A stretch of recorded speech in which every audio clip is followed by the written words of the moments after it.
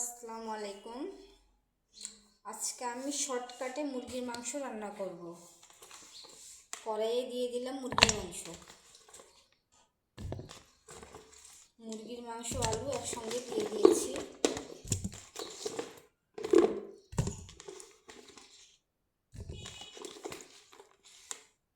মুরগির মাংস আলু দেওয়া হয়ে গেছে, দিয়ে দিয়েছি পেঁয়াজ,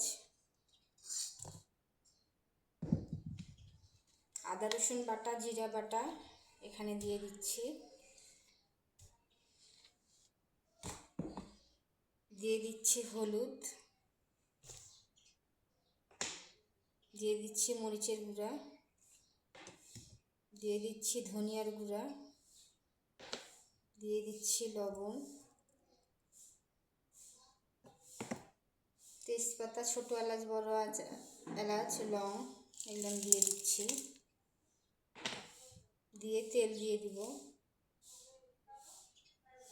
পরিমাণ মতো ভালোভাবে তেল দিয়ে দিব। তেল দেওয়া হয়ে গেছে, এটাকে আমি হাত দিয়ে মেখে নিব।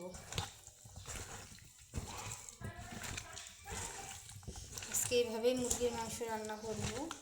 তো বন্ধুরা, আমার মুরগির মাংস রান্না আপনাদের কাছে, এই মাখিয়ে রান্না করছি যেহেতু, এই রান্নাটা আপনাদের কাছে কেমন লাগছে অবশ্যই আমাকে জানাবেন। সবাই ভালো থাকেন, সুস্থ থাকেন। সবাইকে ধন্যবাদ। আসসালামু আলাইকুম।